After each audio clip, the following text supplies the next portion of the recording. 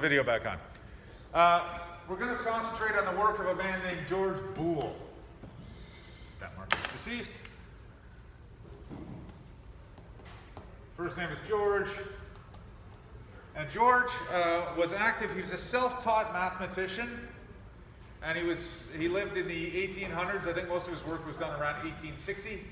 So before we had electricity, before we had any thought of computing, George was a mathematician. He was interested in the math of things, making a new kind of math, which is sort of what he did. He invented a whole system of logic that we now call Boolean logic after him. And it's designed around a series of logic gates. And in Boolean logic, there are two states, and they're opposites, right? So true and false are opposite. Also high and low, on and off, whatever two things are opposite, that's the makeup of Boole's logic. He used true and false. Today we use 1 and 0. But it's the same thing. True would be 1, false would be 0. So I'm going to use 1 and 0 in most cases to represent the two opposite states. I also refer to it as on and off. So 1 is on and 0 is off. What other thing have we learned about this year that has the two states 1 and 0 in it? Yeah. Binary, absolutely, and that's why Boole had such a big influence on computing, because we used the work he did with his logic, coupled it with binary numbers to make computers do math using his logic, which is, that's a stretch from where we are now. First, I'm going to talk about Boole's basic logic gates. There are 7 of them, but there are really only 3. The other 4 are derived from the first 3. And these gates, we're going to express them as theoretical, but you can build them with electronics. And we'll talk a little bit about built ones. So the first one, the first of Boole's 7 gates, is called an AND gate. We usually use Boole's gates, we refer to them in all capital letters, so an AND gate is capital A, capital N, capital D. There's a symbol for Boole's gate that looks like this. And this is just a theoretical symbol, right? And this refers to 2 inputs and a single output. So we'll call the inputs A and B, and we'll call the output R.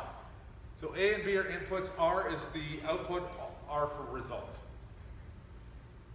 Under Boole's strategy, a positive or a true result occurs only when A and B are also true or positive. Under no other case does it produce a true result. So if I got 2 inputs and each can be one of 2 states, does anybody quickly think in your head how many possibilities there are?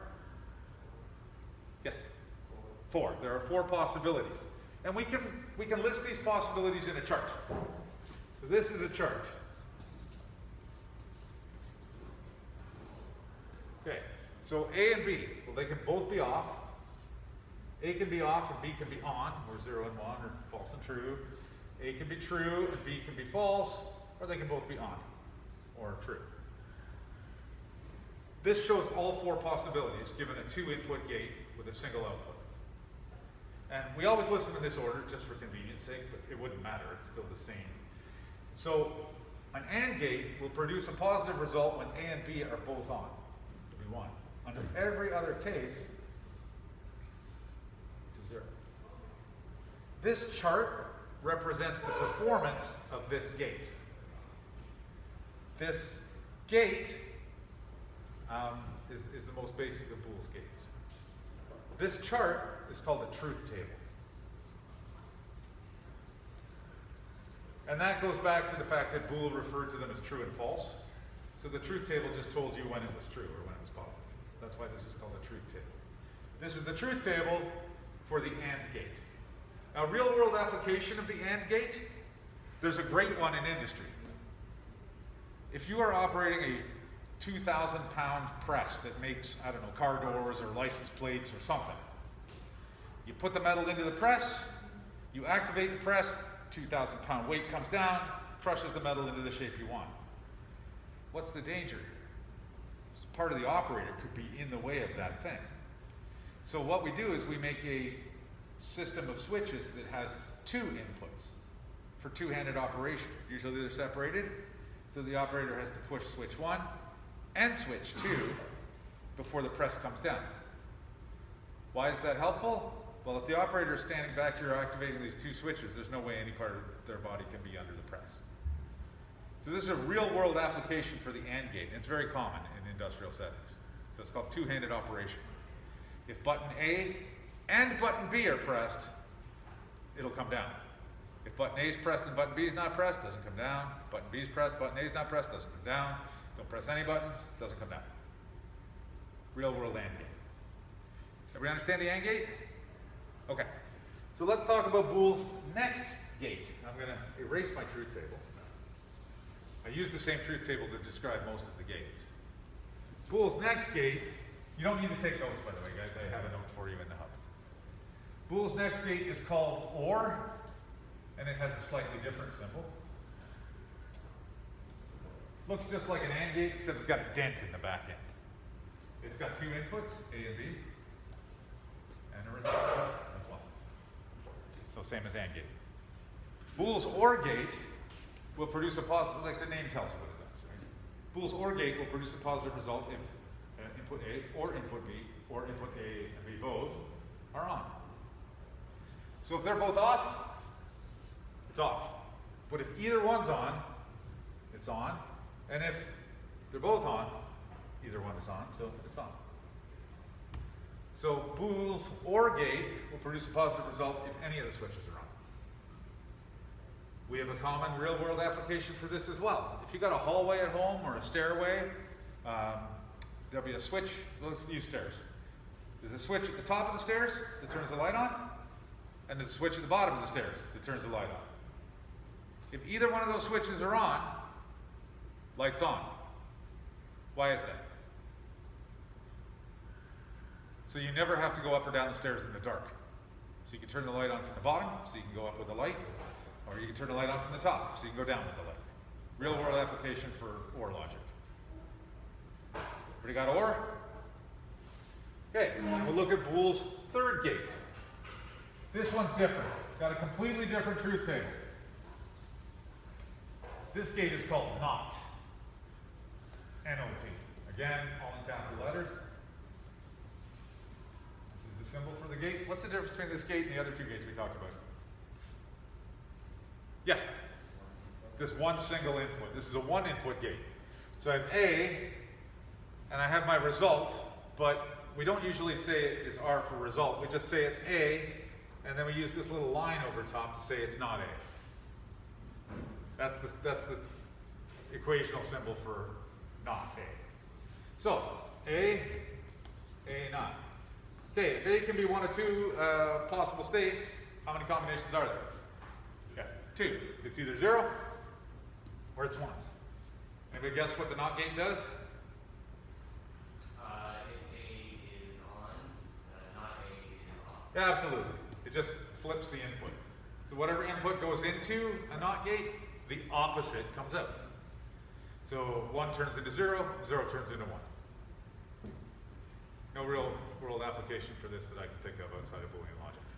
I'm sure there is, but I can't think of it. Oh, I do know. An emergency stop switch. So if a machine is running with an emergency stop switch, you're not pressing the switch, so the switch is off, but the machine's still running. When you press the switch, you turn it on, machine turns off. Emergency stop. No, because when it's on, when the switch is off, machine runs. When you turn the switch on, machine stops. So it just inverts it. Now normally we do that with mechanics, not logic, but can do with logic. Okay, those are the three basic gates. Those are the ones you need to know. The other ones, and I'll go through them pretty quickly, are derived from those first gates. I know it's hot, you're tired. I do have air conditioning, so I should be able to talk for like 10 more minutes, and then I'll give you something to do. So, Boole's other gates. They're all two input gates, and like I said, they're derived from the ones we've already talked about. So I'll just run through them quick. I'll show you where the handout is, show you how to do the work, and we're good to go. So there's the truth table. The next gate is called NAND. Oh, sorry. So it looks like an AND gate, except it's got this little bubble at the front. So A, B, and our result. This little bubble just looks like the little bubble on the NOT gate, right? So what that tells me is this is a regular AND gate, but the output will be inverted. So what's the truth table for an AND gate? 0, 0, 0, 1. If I invert that output, what do I get? Nope. 1, 1, 1, 0. So it'll be on, except when both switches are on. So it's the reverse of an AND gate. It's called NAND, N-A-N-D, which stands for not AND. Pretty straightforward. Okay, next one is called NOR. And it looks just like an OR gate. It's got a little bubble. What truth table do you think it provides? The reverse of the OR gate. OR gate's on anytime any of the switches are on. The reverse of that is it's on when they're both off, and the rest of the time it's on. Like I said, derived from the first three gates. Rory's dying. Okay, I'll go faster. That's just stupid. It's not stupid. Like making NOR gate though. This is how it works. Yes, it is, but This is how the computer works. This is the secret right here. And how exactly the secret works will become apparent, right? This is a journey of discovery. It's one of those, teacher tricks, where I don't tell you the key thing, you're led to discover it, and then you'll remember it for the rest of your life. That's my goal, anyway. I don't know if that'll actually be the thing. When I used to have an exam, you had to remember it till the exam. But gonna be no exam this year, so you have to remember it for the rest of your life. All right, next one. So we got AND, OR, and NOT. And then we got NAND and NOR. Next one is called XOR, which stands for exclusive OR. Now remember, our OR truth table looked like this, 0, 1, 1, 1. Well, when I say OR, it's a little bit awkward. When A is on, or B is on, or they're both on, you'll get a positive result. Exclusive OR excludes the condition that it shares with AND. It excludes when input A and input B are both on. We call it exclusive OR because it excludes that condition.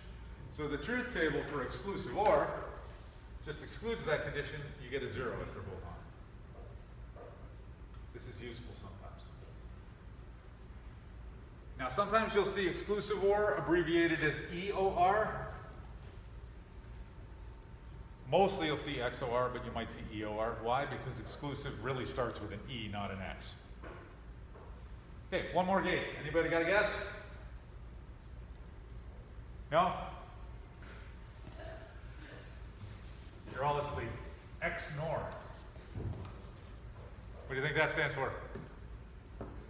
Exclusive NOR. It looks like this. It looks like an OR gate with a little bubble, with this extra line in the back. So this is XNOR, and I didn't tell you what XOR looked like.